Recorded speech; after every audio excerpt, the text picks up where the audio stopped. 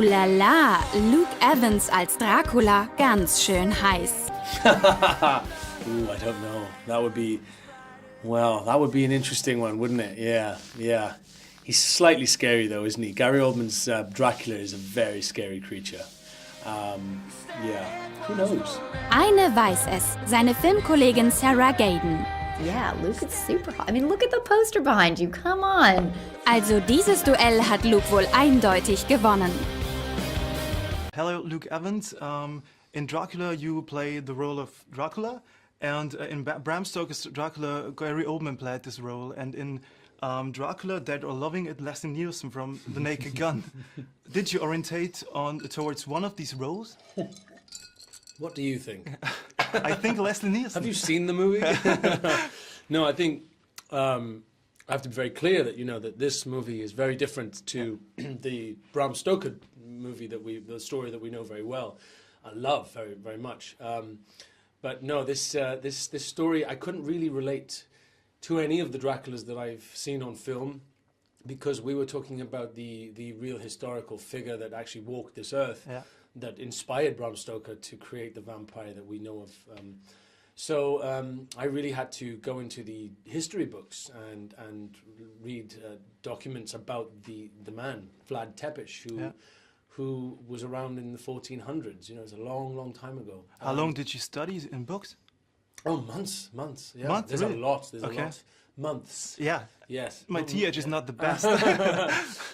Yeah, there's a lot of books. There's a lot of interesting opinions on him, and a lot of contrasting stories about how bad he was or how good he was, and it's interesting. It was really interesting, and I think that was the gift of playing a historical figure. Is you're often able to delve into history books and read biographies written by clever people, and they just deliver all this information on a plate, and all you have to do is absorb it. So that's what I did as reference. What is so cool about the figure Dracula in this movie? Well, we're dealing with the origin story. So we're dealing with a warrior. We're dealing with a man who was a king, and he was a leader. He was a ruthless warrior, but he also was a successful man, and he had the respect of his people, and he loved his wife and his child, and you see a man who's under threat. His people are under threat. He's under threat. He has the risk of losing his son along with 1,000 other sons in his kingdom, and he's lost for options. He has no options, and so it's a very interesting story about a man searching for the right decision and making a very big decision that not necessarily turns out so well. Okay, but the bats, the superpowers, and the dark atmosphere, is this Dracula some kind of Batman of the Middle Ages? Maybe. Listen, all these special powers that we show this character using were written about hundreds of years ago. Yeah. They're in folklore. The vampires were able to move around in the darkness and transform into certain creatures of the night. All these things were sort of gleaned from folklore from Eastern Europe. So it's quite interesting. They probably triggered a lot of the superhero powers that we see nowadays in films. Where did you get these books? Is there a university who collects them, or? It's called Google. Okay. Wikipedia, and just research. There's so much information on it. Okay.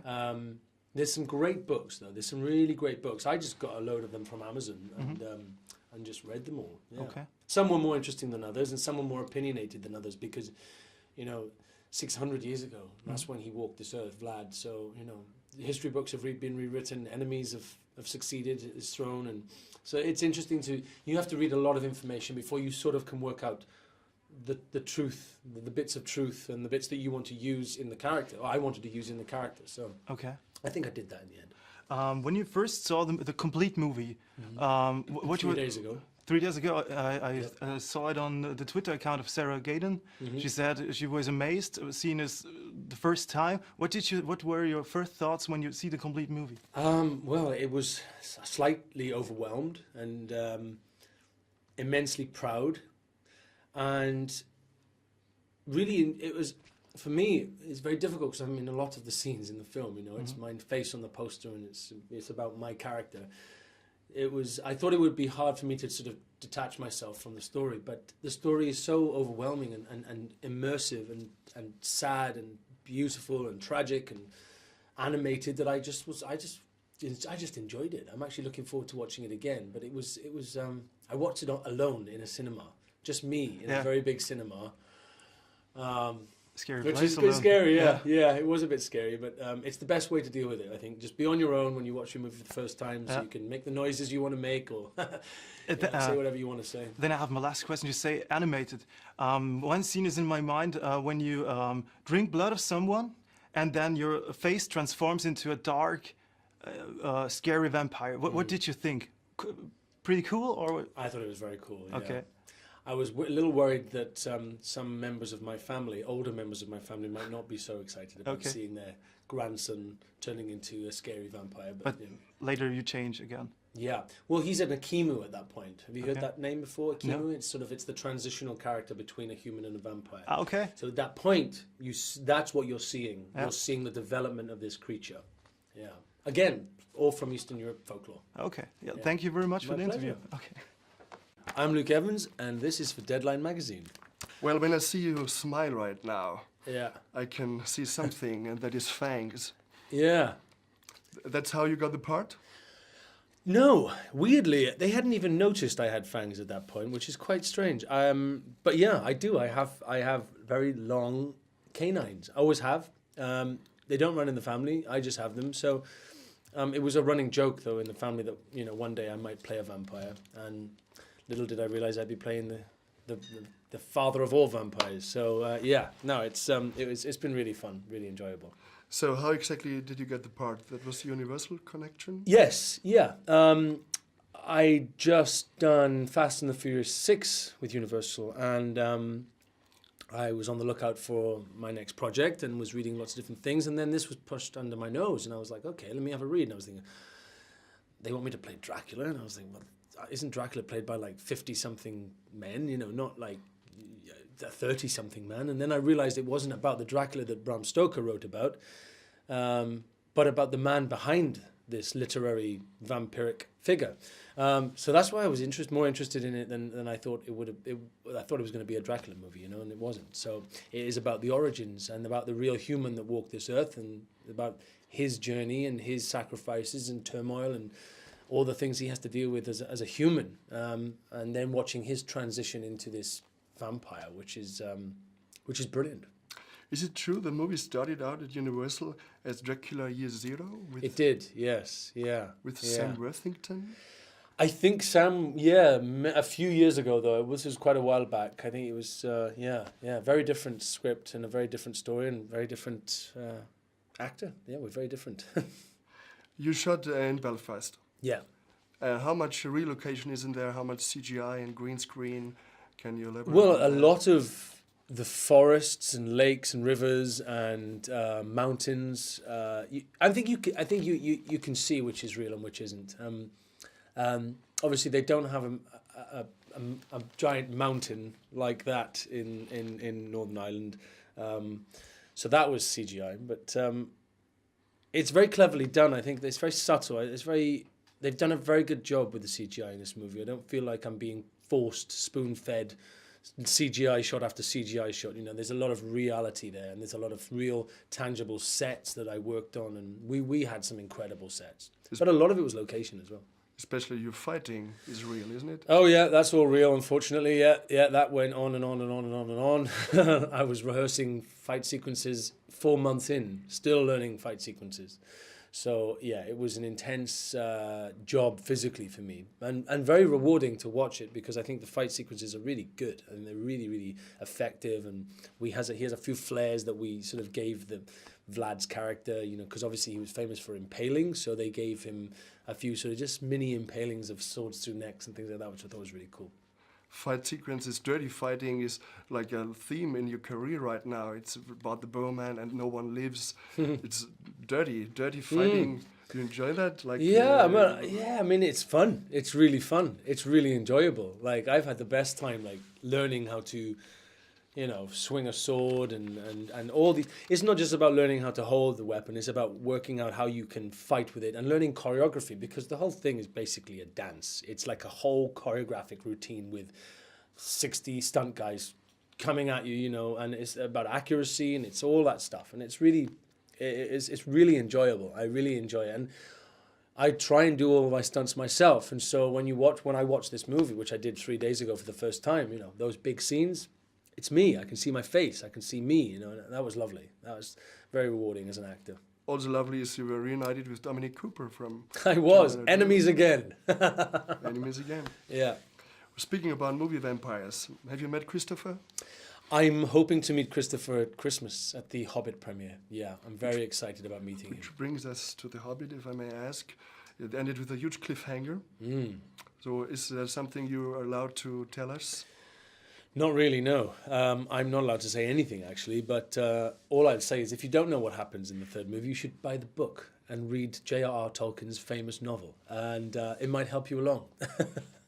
So easy, yeah. You have short hair now. Is that for the crow, or is No, that the short hair is the first time I've cut my hair in 2 years, because I'm under contract so often for my hair to be a certain length, and I'm out of contract. I just finished a movie called High Rise with Ben Wheatley in Belfast, again in Belfast, with Tom Hiddleston, Jeremy Irons and Sienna Miller, Elizabeth Moss.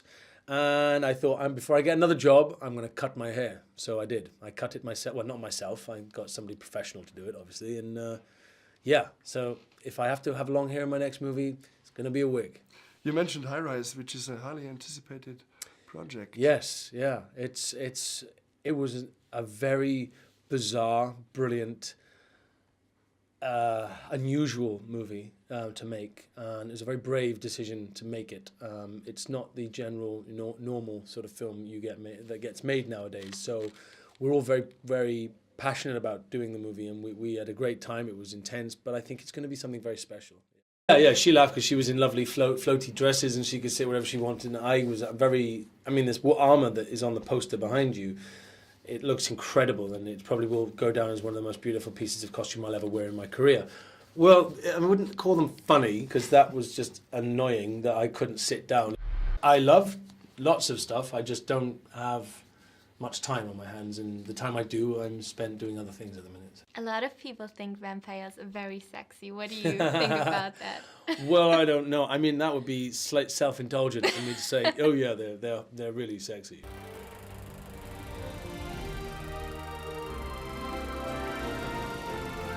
Luke, what makes Dracula Untold different from other Dracula movies? Well, the clue is in the title. It's the untold story of the origins of the very famous literary vampire that we know from Bram Stoker. It's about the man, it's about the human that actually walked this earth in the 1400s, a man called Vlad Tepes, who was very famously known as Vlad the Impaler. And so that's where we start the story. You meet this man and you see him as a father and a husband who loves his family and is respected by his people and revered by his enemies. And, you know, you see his journey and the steps he has to take to safeguard his people. And it all doesn't turn out as perfectly as planned, but that's where the story begins. And so, yeah, that's what makes it different. It's not the Dracula that most people would assume it would be. Was this your first contact with vampires? My first contact. Yes, yeah. I almost played a vampire very early on in my career, but the film never got made. And so, yeah, but I almost was a vampire a long time ago. Did you ever dress up as one? No, I didn't dress up as one. I have the fangs for it. I have canines, which is very odd. I don't know why I've got them, but I do. And so a lot of people over the years have always said that I should be playing a vampire at some point. So why not start with the Dracula character? You know, he's the daddy of all vampires. He's the oldest one of them all. So yeah, that's where it began. And now for the next Halloween, you have your perfect costume. Yes, everybody keeps telling me that, but I'm a little, you know, I played him for a long time, so I feel a little bit like I might want to try something different this year, so who knows. But I have got a big Halloween party, fancy dress party to go to, so I have to start thinking about that. Do you have an idea already? Well, last year I hosted a huge Halloween-themed fancy dress party for the cast and the crew because we were shooting during Halloween. Nice. And everybody came dressed up. It was incredible. And I went as Edward Scissorhands, which was great. I loved it, and it was really cool. So I don't know. I have to trump that one this year, which is quite difficult. We will not be defeated! They brought war to our land! They will pay dearly for it. Revenge is a pretty big topic towards the end of this movie. How do you feel about revenge? Well, sometimes it's warranted. Sometimes, you know, revenge is necessary. Sometimes it's not. But I think in this story, he has a lot to feel revenge for, and yeah, it's a very tragic story. Actually, it's a very lonely story for a man who starts off trying to do the right thing, and decisions he makes and sacrifices he makes turns the story and his life and his journey into a very different outcome. So, yeah. Would you say he's making the right decisions? To him, I think he's making the only decision that he has. I think that's what you have to understand, I think, is this man, when he makes these big decisions to do what he does in the film, you feel like he has no other options. If he did, I don't think he would go and drink the blood. Of course he wouldn't. But he has no other options. And his responsibility to his people, but primarily to his wife and to his son, is too much to ignore this one option that could save everything. Yeah. Your character is very protective. He tries to protect everyone around him. And you played a father. Do you think about having your own kids? Do you want to have kids someday? Yeah. I've had kids in quite a few different movies now. You know, I've got 3 in The Hobbit. I've got 1 in this one. Have I had kids in anything else? I'm not sure. No, but it's quite fun. It's like practice. It's a good I'm practice. practicing now. Yeah. But no, I'd love to have lots of children actually. Yeah? Yeah. I'm an only child, so I've always thought I'd like to have like a load of kids. So who a knows? load is like 10? No. I hope not. Not 10. No, I don't earn enough money to cope with 10. Maybe 4 or 5. Maybe that's enough. I think in this day and age. You think you know the story of Dracula? You have no idea. Do you like this vampire genre? Are you into vampire movies? No, I wouldn't say I was into them massively. It's not. It was never a genre that I was that. You know, I wasn't drawn into it like the rest of the world is drawn into it. It's a big, genre. But it's a fascinating story, and it's interesting how it's captured the imagination of the cinema going public for such a long time. It's there's something about it. It attracts everybody. You know, it's not just one part of the demographic. It's everybody: women, men, young girls, young boys. And this film really targets everybody because it sort of ticks the boxes for everything. It's not just a romance or a love story. It's about a warrior. There's huge action, sweeping action fight sequences. There's CGI. There's the supernatural part of the story. And then there's the vampire. So you really are being given everything you want from a vampire movie, but also learning a new story, which has never been told before. A lot of people think vampires are very sexy. What do you think about that? Well, I don't know. I mean, that would be slight self-indulgent for me to say, oh yeah, they're really sexy. But no, I don't know. Is Vlad sexy? I don't know. That's for you to decide, not me. He is. Is he? Oh, okay. Well, thank you very much. Thank you so much for the interview. Nice It to was meet great you. to talk to you. Hello. Hi. How are you? Careful. So I really enjoyed the movie. Did you? Yeah. Good. It was a lot of fun and also kind of like a superhero movie, only with a darker edge to it. So did you see it the same way? I did. I think you've nailed it. That's exactly how we really wanted wanted the film to come across. It is about a man who has these special powers, and he sort of has a good motive, but the decisions he makes are sort of they don't work out as well as he thinks. And so you see this man who's trying to save his people and be good, but chooses a very dark thing to do in his life, which then causes lots of other things to happen. So it's good. I mean, he flies and he's got he wears armor and he's cool and he fights thousands of men and it's great. Vlad Tepes is like you have a historical figure here now. So Yeah. how much did you go into detail into his history for your own character? That's the fun thing about playing a role which was historical. You know, it was even though it was a long time ago. There's some very interesting biographies on Vlad Tepes, and obviously there's some very contrasting stories on his legacy as well. You know, in those days, you know, once you died, your enemy was able to rewrite history, could rewrite the history books, and I think they did that a lot with Vlad Tepes. And but you know, he did do some very dark things. His life as a young boy was living with the Turks, you know, being raised as a royal hostage by the Sultan. And this was a sort of peace offering so that the Sultan wouldn't invade his father's country, and then Vlad becomes king of his country. And, you know, and so there's a huge amount of information to read about, and it's fascinating.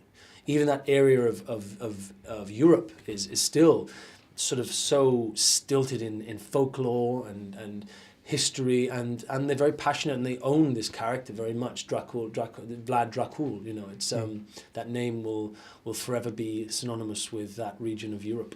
So why do you think we always come back to like these important figures of cinema like Dracula? Well, he was one of the original superheroes, right? I mean, as much as he's a hero to some, he's not a hero to others. He had these powers. He was doing all the things that, you know, the new superheroes can do, but he was doing them a long time ago. First of all, congratulations to the movie. Thank you. What do you think is the biggest difference to the other Dracula movies? What's the core? Well, the biggest difference is that it's a story about the origin of this literary character that we know very, very well through Bram Stoker's fantastic novel, but we are jumping 400 years earlier than that to the historical figure Vlad Tepes, who inspired that person inspired Bram Stoker 400 years later to write Dracula. So we're telling the origin story. We're telling the story of the man behind the vampire and his journey, and it's a fascinating story, and it's about a man who has to make decisions and sacrifices and to protect his family first of all, and his people, and so yeah, that's what makes it different. We're starting right at the beginning. When you got offered this part, why did you decide to do the movie?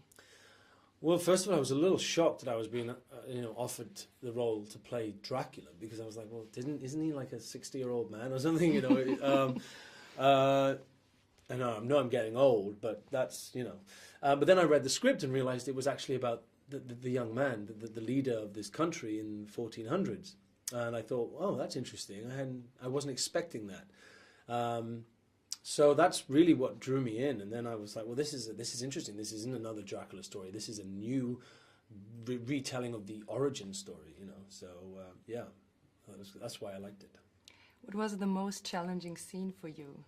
The scenes. Oh, that's difficult, because it was a 76-day shoot, I think, and I was in 76 days. So some days were harder than others. Physical days were really intense. Wearing the armor that's on the poster behind you was, you know, it looks fantastic and it was wonderful to wear, but when I had to fight in it, you know, it was intense. It was really difficult. It wasn't as flexible as I was hoped.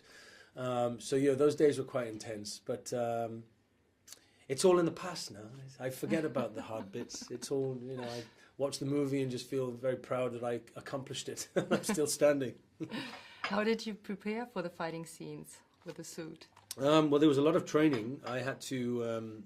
I trained with a stunt team in Belfast, Northern Ireland, for about 7 weeks before we started shooting principal photography. And there was a huge team of brilliant stunt guys who allowed me to kill them on a daily basis.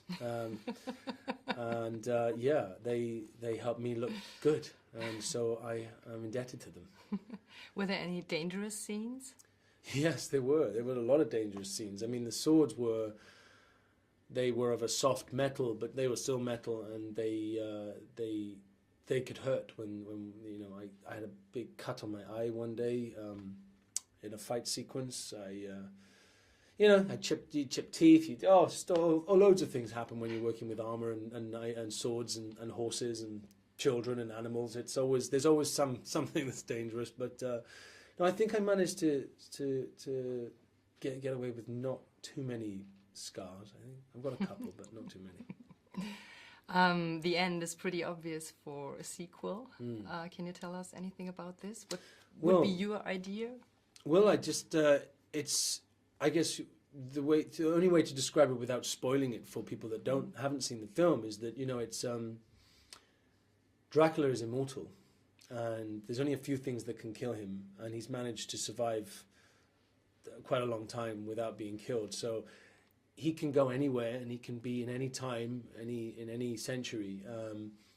And so at the end of the film, we see Dracula, transported into a different place, a lonely man, a man searching for something, and a man who's lost. And something happens at the end of the film which sort of makes you think, well, maybe this could go somewhere else. But, with Dracula, he can go anywhere. That's all I'm saying. Right. Do you remember your first Dracula movie? I do. I think it was a Peter Cushing Dracula. I think. Yeah, a long time ago. It's very scary. And then I remember the Gene Wilder Dracula as well, wasn't it? No, was that Frankenstein? I don't know. I can't remember. All I know is I was too young to watch it. I know that. I remember feeling very naughty about the fact that I'd watched the Dracula movie. Have you ever believed in vampires? No, I don't think so. Maybe I do a little bit more now, but I don't know. I know there are people that live as vampires. I know that. I read up about that. That was quite interesting. But no, I hope there aren't vampires. But the world would be a very scary place if it was. Right. I guess your next project is The Crow. The next project to shoot, it could be The Crow. It could be. Yeah, okay. Yeah. It's at the minute there's a lot of juggling going on with scheduling and projects. So it's on the table. Yeah, yeah. Okay. And I'm hoping we'll be doing that sometime at the beginning of next year. Yeah, that would be great. So are you only up to the dangerous characters, the dark characters? No, not at all. I don't know why. This man, this Vlad. You see, he's a family man. He loves his wife. There's a lot of love and passion in him. So I hope, as much as he turns into this vampire, that you see there's a man who has real, just real passion for who he is and what he loves. And that's why I like that part of him. But no, I mean, I'm reading a few romantic scripts at the minute, which are really quite interesting and heart-wrenching and tear-jerking. So who knows? Maybe I'll be doing something different. So we might see you in a comedy, for example. You might. Okay. I don't think I'm very funny, but I'll just rely on a very good scriptwriter to make me funny.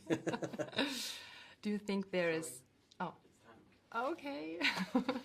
Hallo liebe Trailer-Seiten-User, heute sprechen wir über die neue Dracula-Verfilmung Dracula Untold. Und wer jetzt mit den Augen rollt und denkt, na, habe ich doch bestimmt schon 1000-mal gesehen, der liegt falsch. Denn wie der Titel schon sagt, geht es um etwas, das bisher noch nicht gezeigt wurde. Nämlich Vlad, der Fehler, der zu Dracula wird. Und dazu habe ich jetzt bei mir Luke Evans. Er spielt nämlich den Vlad, beziehungsweise Dracula. Hi, nice to meet you. Hi, nice to meet you too. Thank you. One important sentence in the movie is that the world needs sometimes heroes, but sometimes monsters. Yes. Would you say Vlad is more a monster or a hero for you? I'd say he's a bit of both.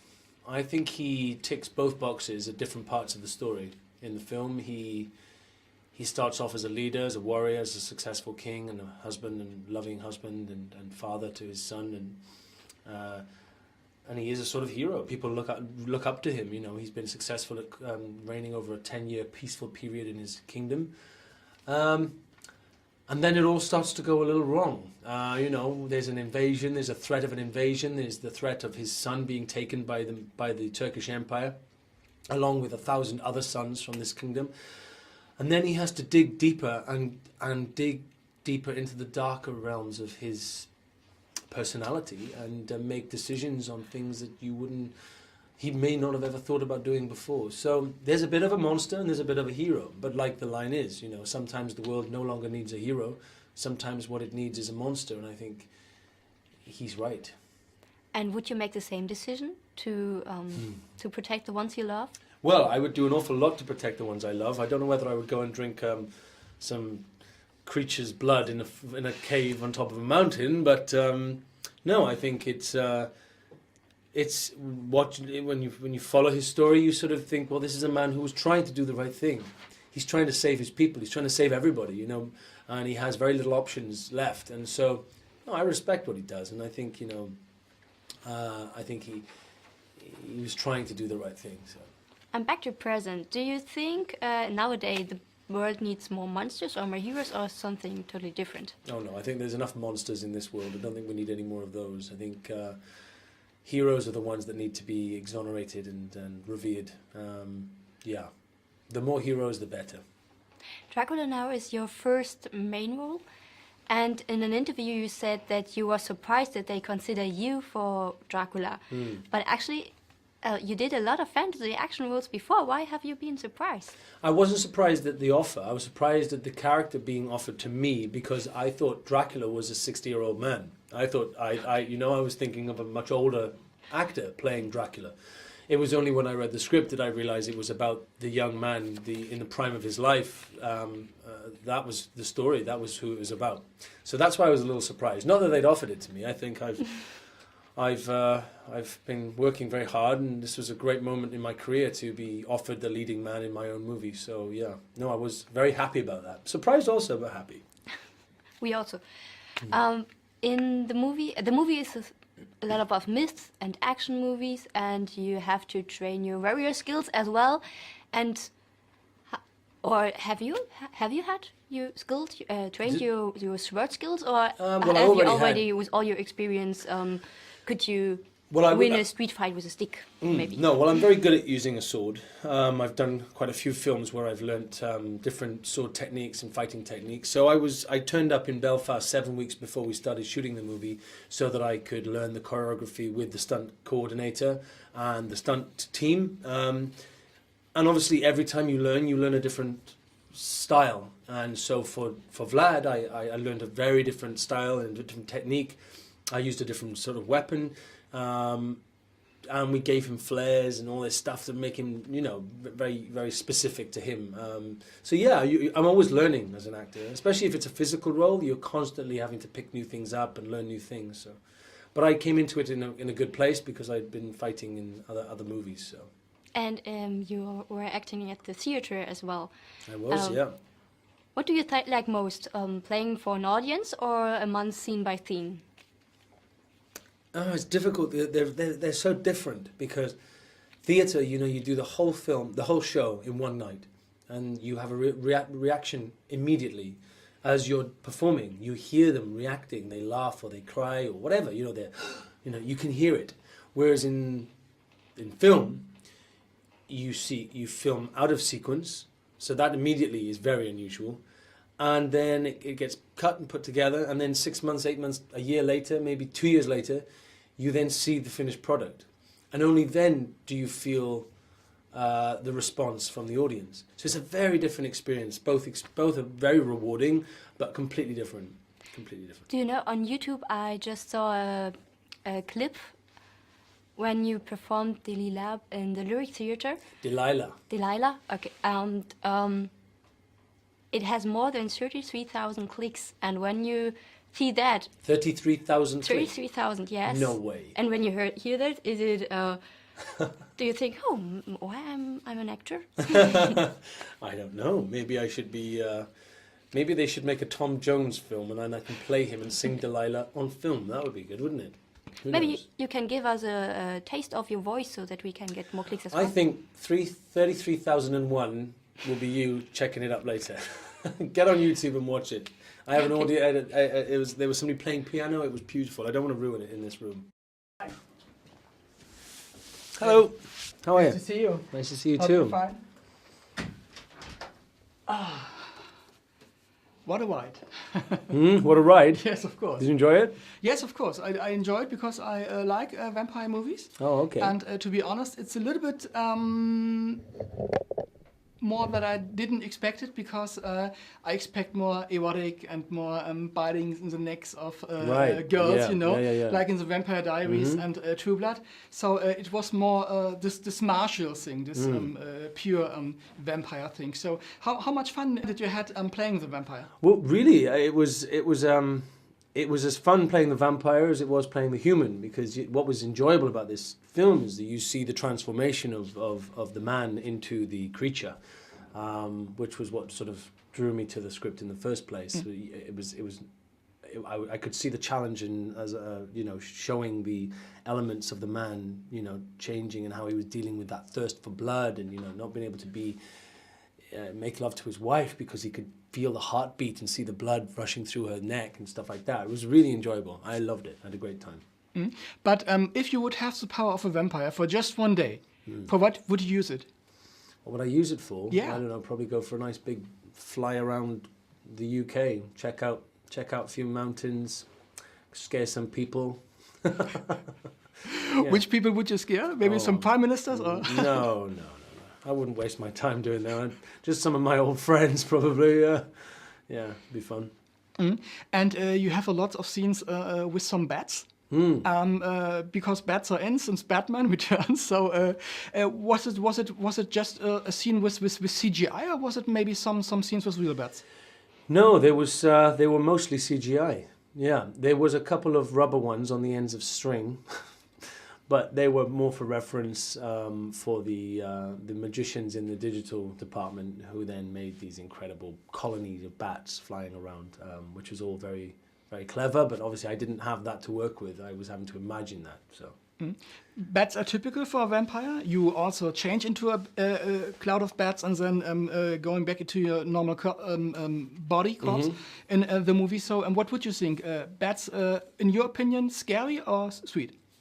No, I think, well, they're very clever. I know that. I wouldn't say they're scary. I mean, there are some of them, there's some bats that look quite scary. They have big ears and funny teeth. But no, I think they're incredibly beautiful animals and very clever with their sonar, and they fly very fast and they never hit anything. And they're an amazing animal. They're perfect to be associated with this film and this character. Talking about animals, do you have pets at home? I don't. No, I travel too much. That's my problem. Otherwise, I would. I'd like a dog. I'd really like a dog, but not yet. Not in my life at the minute. I'm too busy. Why a dog? Why not a cat? Oh, I grew up with cats. I love cats, but cats are a bit independent. They're quite they have their own lives. They don't really need you apart from to be fed. Whereas a dog is sort of, they're a man's best friend, and they're very loyal, and that's why I like dogs. What did you think? Why are, at this moment, so many, especially girls, attracted to this vampire thing? Because even more movies came out, even more TV series came out, and they are also really successful. So I think this will be also a big success. So what do you think? Why are mostly girls attracted to this vampire thing? Oh, it's interesting. I mean, obviously there is a very sort of sexual thing that drives the Dracula character that we've seen in vampires, because they need the blood of a virgin and all of that stuff. That this goes back hundreds of years, that story, and I guess it's all about enticement and luring somebody in. So there is that sort of semi-eroticism about it. But what's great about this, and I think is why it will target men as well as women, is the fact that this is about the man, the warrior, the king, the leader, who has to fight himself. He's one man against an invasion, an army, and he uses his vampire skills not in a seductive or luring way. Often he uses it in a much more powerful, aggressive, masculine way. So I think we have a good level of both here, which is why it will appeal to both the male audience and the female audience. And one of my favorite scenes is the ending, because Marina comes back as Mina. Hundreds of years later, some kind of resurrection. I hope your fans don't like spoilers, because you've just given them the huge spoiler alert there. You should spoiler alert people before you say things like that. Yes, what would you like to say about it? Do you believe in resurrection in some kind of way? I think energy never goes. I think you have a soul, you have some energy inside you. I think when you die, it maybe goes somewhere else. It maybe fills another body somewhere. I don't know. It's interesting. Resurrection. Who knows? Who knows? I think when you're alive, you've got to do what you can. Enjoy your life while you're alive.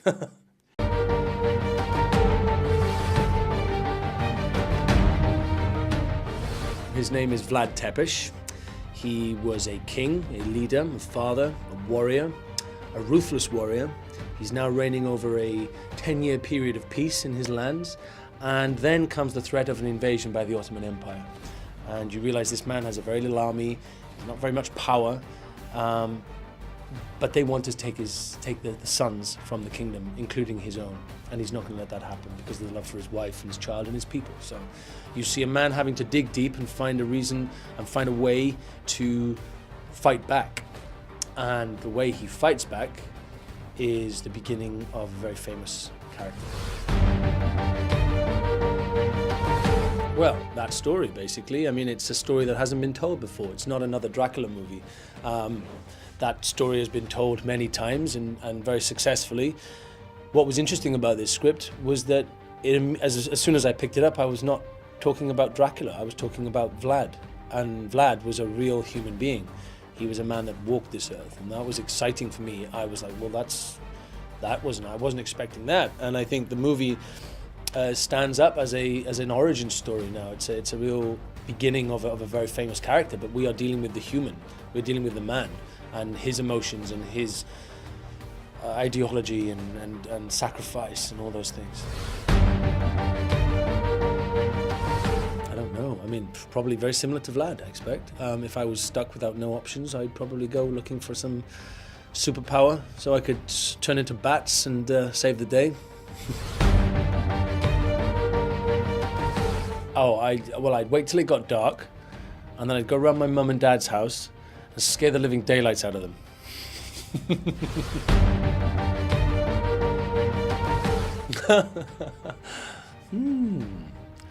No, I don't think so. I don't know. I don't like the idea of being undead. Seems a bit odd, doesn't it? Maybe. No. I'm quite happy. I'm quite happy being alive, thanks. Going to the gym after work with my trainer, that's probably the most exhausting thing. Once you've done a huge day of fighting in that armor which is behind you, and it's exhausting. I mean, it's the last thing that you want to do is go to the gym and train.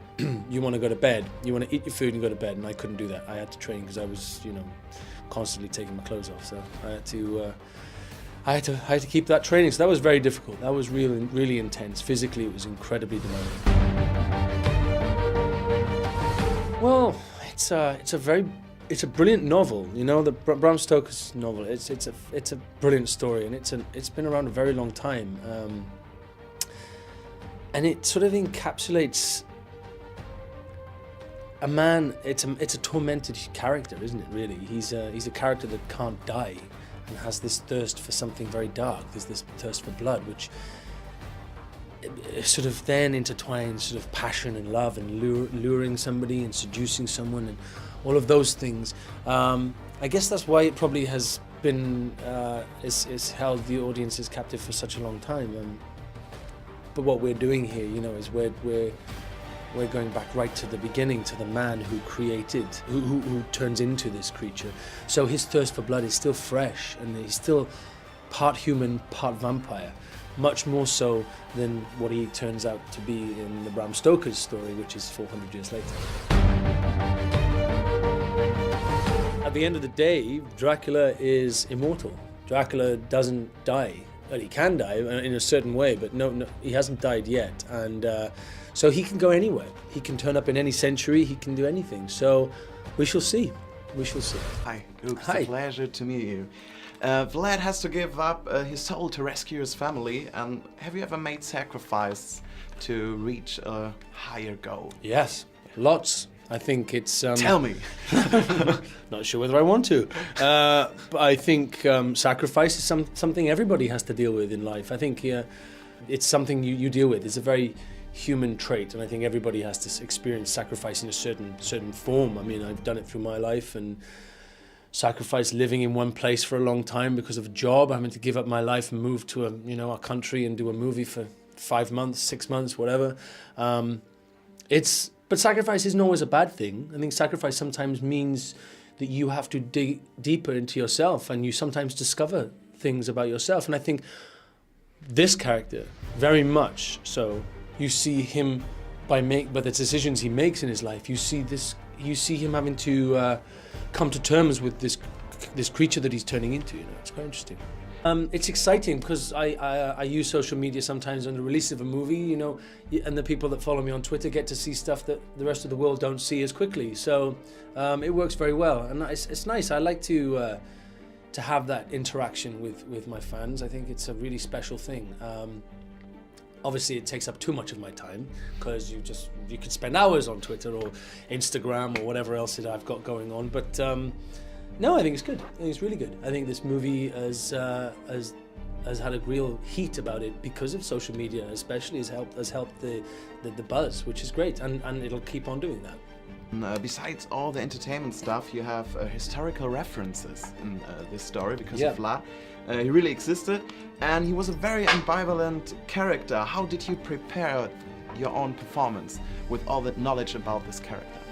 Well, I had to. Well, I read a lot of books on Vlad and about the history and about the time in history when he lived and what was going on. It was a very turbulent time. He was constantly. His country was very small. It was called Wallachia, and it was constantly being invaded by different surrounding countries. And then the Ottoman Empire was just sort of sweeping through. So it's very interesting that we were going to use all this historical knowledge and base the beginning of the story on this very historical story. Story, I'm saying. So I was able to just really sort of just dig deep into the human character and give him relatability. I want people to understand him.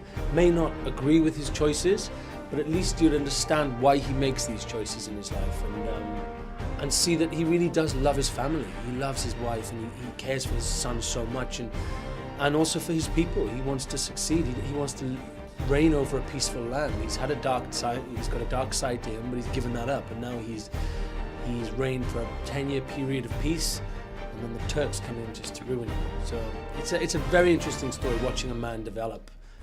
It's lots about freedom and independence, and independence and freedom is a very current topic in the world of politics and even war today. Your character has to pay very much for that. So what kind of price for freedom is worth it to pay? I don't know. It's we are very lucky you and I and the people in this room are very lucky to live in a free world, and we take it for granted. I take it for granted probably every day of my life. And it's only sometimes when you turn on the news and you watch the troubles throughout the world, and you just realize, you know, how lucky we are. So freedom is a very precious thing, and if anything, we should be very lucky and appreciate our freedom more than we do. Well, I said the same thing. I said, no, I'm not doing another Dracula movie. They've been done. And then I read the script and realized it wasn't another Dracula movie. It's the origin story. It's about the man. It's about the actual historical figure that walked this earth. And that's why it's different. That's why it tells a story that no one is expecting. What's nice is why I hear people go, I wasn't expecting that. That's completely taken me off guard. And I think that's what I want. That's what we want. Wenn man den Namen Dracula nennt, denkt man meist an dieses gewaltige mystische Monster. Aber er ist ebenso ein trauriger Charakter. Oh, sad, yes. Traurig, ja. Du meinst in diesem Film? Hier, wie auch in der Originalgeschichte, ist er nicht wirklich ein Monster. Ist er nicht. Ich sagte das schon früher, aber ich denke nicht, dass viele als schlechte Menschen geboren werden. Manche schon, aber ich glaube nicht, dass dieser Charakter Vlad böse geboren wurde. Das ist nicht, was er war. Er war möglicherweise ein rücksichtsloser Krieger, der die Leute auf finstere Weise bestrafte und peinigte. Aber ebenso regierte er eine über 10 Jahre dauernde friedvolle Periode in seinem Land, in dem er die Anerkennung seiner Leute, aber ebenso seiner Feinde erfuhr, die ihn sehr wohl respektierten. Eine interessante Story. Du siehst einen Mann, der alles verloren hat, alles für die Rettung seines Volkes geopfert hat und nichts geht wie geplant. Eine überaus schmerzliche, aber brillante Story. Was hat Hollywood beim Erzählen der Dracula-Story bisher falsch gemacht? Ich glaube nicht, dass viele falsche Entscheidungen getroffen wurden. Dracula wurde zwar oft erzählt, aber auf unterschiedliche Weise mit den unterschiedlichsten Darstellern. Manche sind erinnerungswürdig und andere nicht. Eine sehr alte Geschichte. Als ich das Drehbuch bekam und las, wollte ich keinen neuen Dracula-Film machen. Kein weiterer Dracula sein, wie der, den wir kennen. Was mir aber am Drehbuch gefiel, war, dass es sich völlig auf die Ursprungsgeschichte konzentrierte. Auf den echten Mann, der 400 Jahre später Bram Stoker inspiriert hatte, über diesen Vampir zu schreiben. Das war schon interessant. Ein sehr neuer und frischer Ansatz zur Entstehung dieser legendären Gestalt. Sich diesen Charakter aneignen. Wie haben Sie sich dem genähert?